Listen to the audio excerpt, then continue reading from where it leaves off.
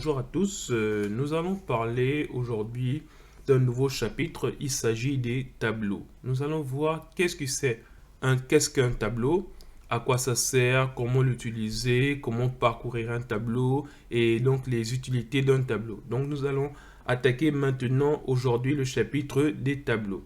Donc en parlant de tableaux, qu'est-ce qu'un tableau concrètement? Nous allons d'abord voir ce que nous avons vu précédemment.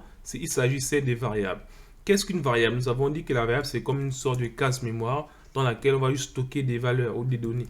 Je prends un exemple, lettre A, on met la valeur 7 comme ça. Donc, vous vous rappelez, ici, on crée juste une case mémoire dans notre ordinateur qu'on appelait A et dedans, on insère la valeur 7. Là, il s'agit juste de créer une variable. Maintenant, pour créer un tableau, c'est à peu près le même principe. Mais la différence entre un tableau et une variable, c'est que un tableau stocke plusieurs variables, si on peut dire ça comme ça. Mais comme vous voyez, stocker ici un seul A, donc une seule valeur, mais un tableau nous permet de stocker plusieurs valeurs. Supposons, je vais créer un tableau que je vais appeler. D'abord, comment on déclare un tableau?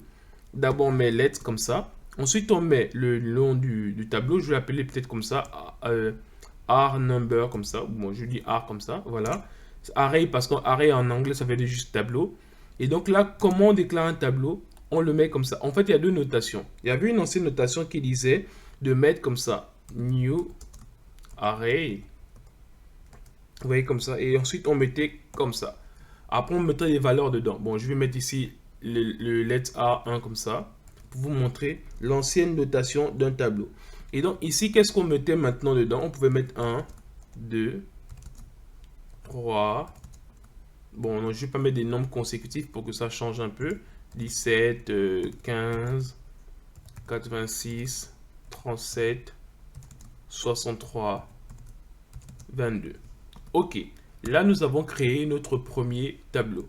Donc si vous voulez, lorsque je fais juste un console.log de R1, ok, et que je sauvegarde, qu'est-ce qu'on obtient? On va aller voir de l'autre côté. Donc ici, là, je vais juste faire inspecter l'élément. Et donc maintenant, qu'est-ce qu'on a ici? On aura le résultat de notre tableau comme on l'a décrit. Donc ici, je viens sur console. Et là, vous voyez bien array 6. Et là, maintenant, je mets comme ça. Vous voyez, on a bien 17, 15, 76, 17, ainsi de suite. 37, 63 et 22. Donc voilà un peu comment on a décrit notre tableau. Donc ici, ce que vous pouvez retenir, c'est que pour créer un tableau, c'est comme ça. Ou bien une deuxième manière de créer un tableau, c'est juste écrit comme cela, let's R2 ou 2.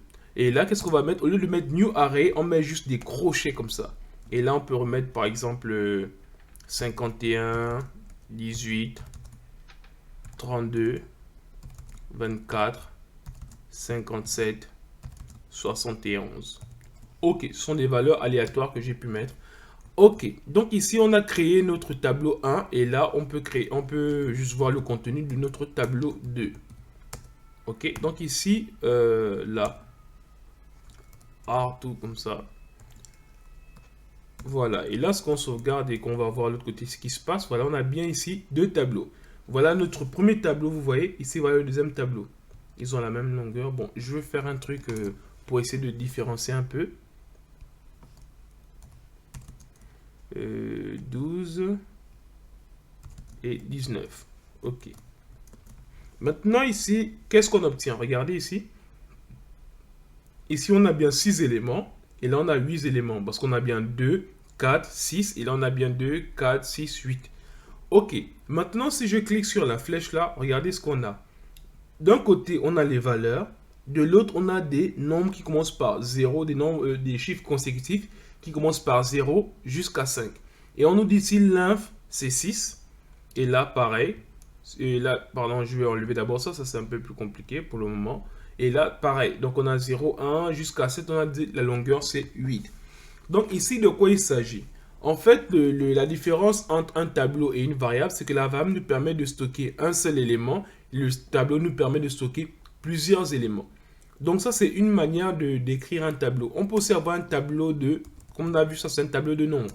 On peut avoir un tableau de, on va dire, de chaîne de caractères. Par exemple, Pardon. Pardon, je vais mettre ici Mathieu. Comme ça. Et là, je vais mettre ici Marc. Là, je vais mettre Luc. Et là, je vais mettre Jean. OK. Bon, après, je peux mettre ici Pierre. Jacques. OK. Voilà.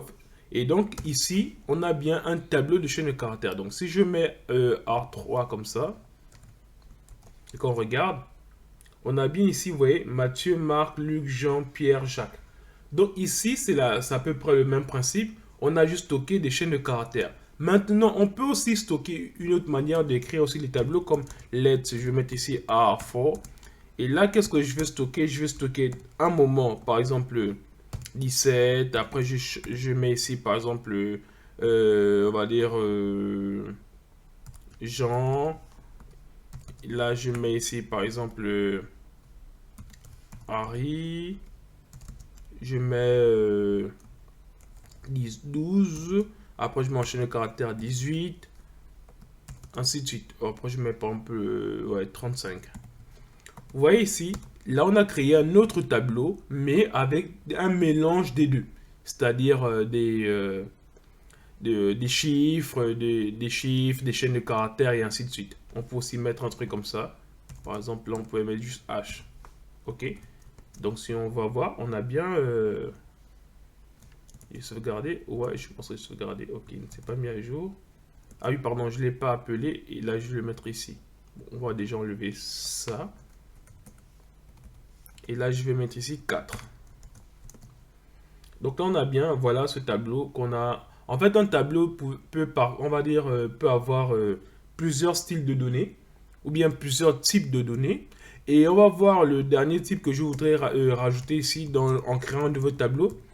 Et si je vais mettre ici R5 comme ça, et là, qu'est-ce que je vais mettre dedans? Je vais mettre un tableau d'objets. Vous vous rappelez les objets comme ça? Donc ici, je peux juste faire comme ça. OK? Et donc là, je peux un objet comme ça. Et dans l'objet ici, je vais mettre quoi? Je vais mettre, par exemple, ID. ID, je vais mettre 1. Ensuite, bon, je vais d'abord faire ça comme ça pour que ce soit plus lisible pour vous comme ça. Voilà. ID 1. Ensuite, je vais mettre ici nom. Jean. Non, je vais commencer. Non, oui. Mathieu. Animal. Bon, son animal de compagnie. Bon, lui, c'est le lion. Ensuite, on va prendre un autre cas. Je vais prendre ici ID. Je vais prendre 2. Là, je vais mettre ici le nom. Je vais mettre Marc. Et là, l'animal, je vais mettre le veau. OK, bon, je peux juste dupliquer ça.